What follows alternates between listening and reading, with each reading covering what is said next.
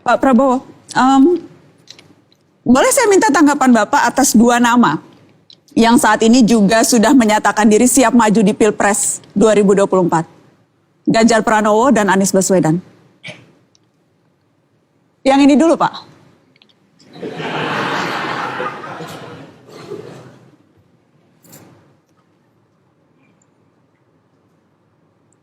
Maksudnya? Apa tanggapan Bapak atas Anies Baswedan yang juga sudah menyatakan diri akan maju di Pilpres, dan itu artinya ada kemungkinan akan bertarung melawan Anda, Prabowo Subianto, Pak Prabowo? Oke, begini ya. Konsep sebuah republik. Konsep sebuah republik ya adalah bahwa setiap warga negara yang punya kesehatan yang baik, punya pendidikan yang baik, punya katakanlah penghasilan yang cukup dan mapan, ya, pendidikan yang baik, harus ini konsep republik ya, harus menyediakan diri untuk mengabdi. Anda mengerti? Artinya apa, Pak? Artinya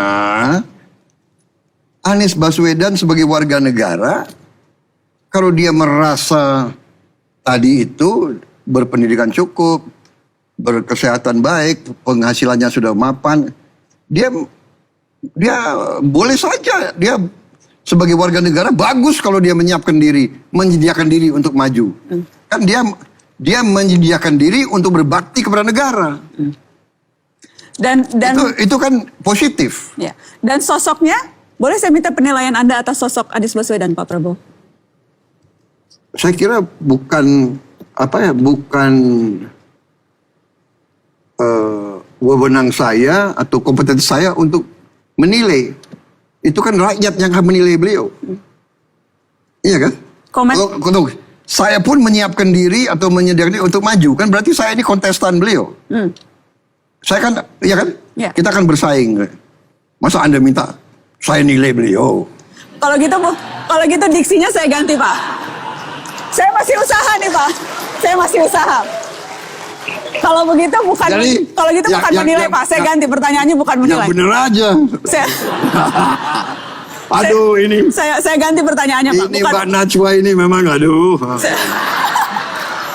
Saya boleh dong, Pak, saya usaha. Boleh. Boleh gue menangkis juga boleh dong. Boleh, Pak, boleh.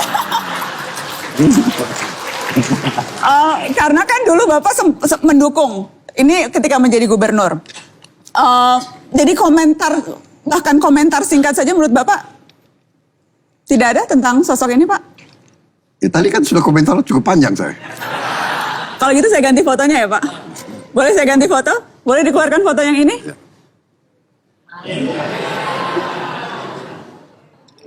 Bagaimana menggambarkan hubungan Bapak dengan Ganjar Pranowo, Pak Prabowo? Anda mau jawaban yang jujur ya? Selalu, Pak. Oke. Jadi begini, saya kan tidak pernah dekat dan tidak pernah bekerja sama beliau. Saya tidak pernah ya. Tapi jujur ya, kalau chemistry, saya oke sama beliau.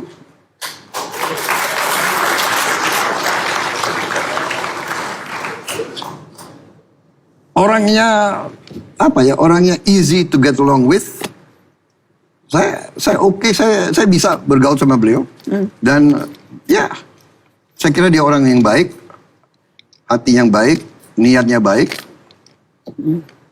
Pak Prabowo. Tadinya aku berharap sebetulnya saya bersama beliau tadinya.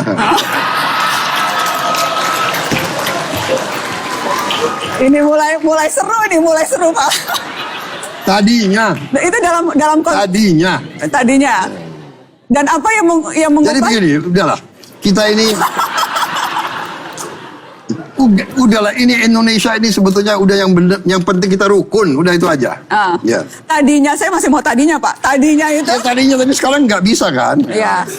Karena tadinya berharap posisinya wakil presiden, Siapa? Mas Ganjar. Dan itu tidak mungkin karena sudah dicalonkan oleh Iya. PDI Perjuangan. Ya, begitulah kira-kira. Pak, tadi Pak Prabowo bilang tidak mau ditanya Wapres. Cuma saya bandel Pak orangnya, jadi saya tetap akan tanya. Karena nama-namanya beredar Pak. Nama-nama yang disebut potensial untuk mendampingi Prabowo Subianto menjadi wakil Prabowo Subianto. Nama Erick Thohir, nama Mahfud MD, nama Erlangga Hartanto, Muhaimin Iskandar, Hovifah Indar Parawansa, hingga ada satu nama lagi Pak. Gibran Rakabuming Raka.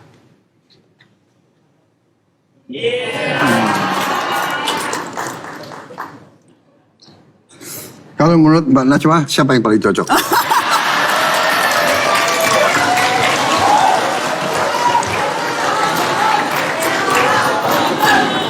Tergantung Bapak mencari sosok yang bisa melengkapi Bapak dari segi apa Pak? Apakah mencari sosok yang bisa melengkapi dari segi katakanlah daerah?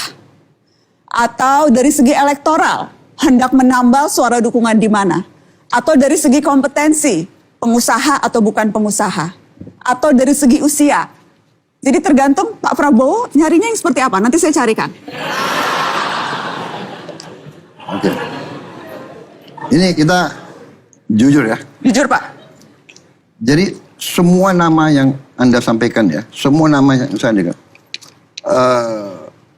Tadi ya kalau tidak salah Anda sebut Pak Mahfud, Ya. Pak Erlangga, Pak Erick Thohir, Muhaimin, Ibu Hovifah. Ibu Khofifah, sama Mas Gibran ya. Jujur ya, kalau saya lihat mereka enam-enamnya adalah putra dan putri terbaik bangsa Indonesia.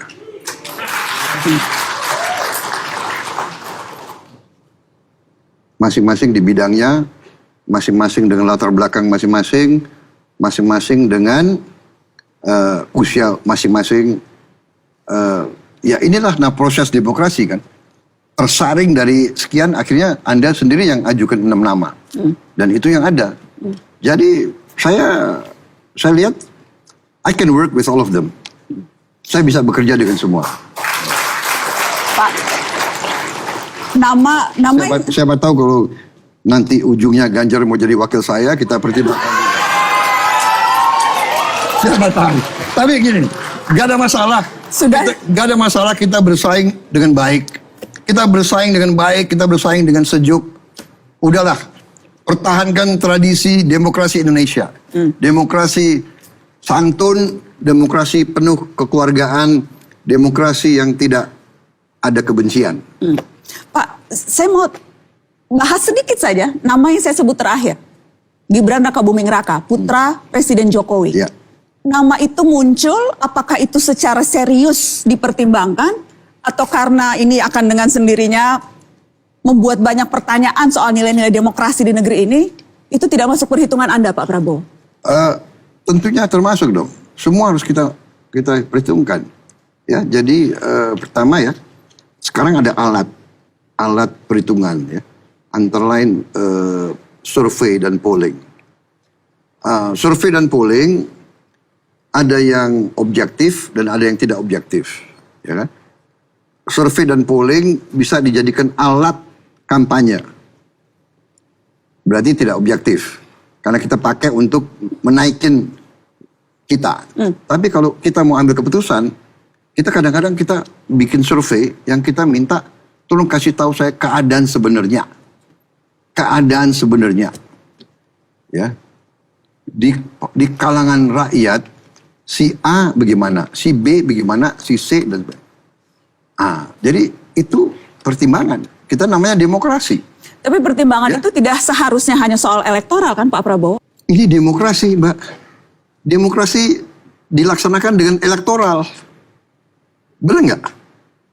Jadi Anda bisa bayangkan, di banyak negara, ya kan? Di India, contoh, banyak yang dipilih bintang film, ya, penyanyi dan jadi ini Ini elektoral, bagaimana? One man, one vote yang dikendaki rakyat itu harus kita perhatikan, kita dengar. Jadi mau anak presiden, mau bukan presiden, mau anak siapapun, kita harus pertimbangkan kehendak rakyat. Jadi ada kemungkinan menjadi calon wakil presiden Anda, Pak, anak presiden saat ini? Ya, Anda sendiri yang sampaikan nama itu. Sebagai Anda yang pancingan. sampaikan kan? Sebagai pancingan, Pak. Anda sampaikan kan? Sebagai pancingan. Ya, berarti Anda mengakui ada kemungkinan kan? Karena Pak. Karena Pak, di Mahkamah Konstitusi. Kalau gue nggak jadi presiden, gue bikin juga ya mata bowok gitu. Jangan mata dong, Pak. Boleh nggak? Boleh. Gue ada bakat nggak? Jangan mata tapi tangan aja, karena Bapak kan luas bisa menari jaipong. Jadi tangan bawah saja. Tapi gue ada bakat ya. Ada nggak? Gue ada bakat. Ya gak? boleh lah, Pak. Boleh. Pak, kenapa saya tanyakan? Karena sekarang kan lagi ada Gue upaya. lagi belajar nih. Ya, nanti Gue saya lagi belajar nih. Boleh, Bapak punya bakat. Pak, kenapa saya tanyakan, Pak? Di Mahkamah Konstitusi sekarang sedang ada upaya untuk mengubah undang-undang yang mengatur soal usia atau batas usia calon wakil presiden. Jadi, saya bertanya itu karena ada upaya legal konstitusional yang sedang diusahakan oleh sejumlah pihak untuk memungkinkan Gibran Rakabuming Raka masuk dalam kontestasi. Jadi konteks saya bertanya didorong karena ada presiden itu, Pak Prabowo. Dan Anda sudah menjawab. Baik. Kalau begitu saya mau pindah ke bagian akhir dari perbincangan ini, Pak.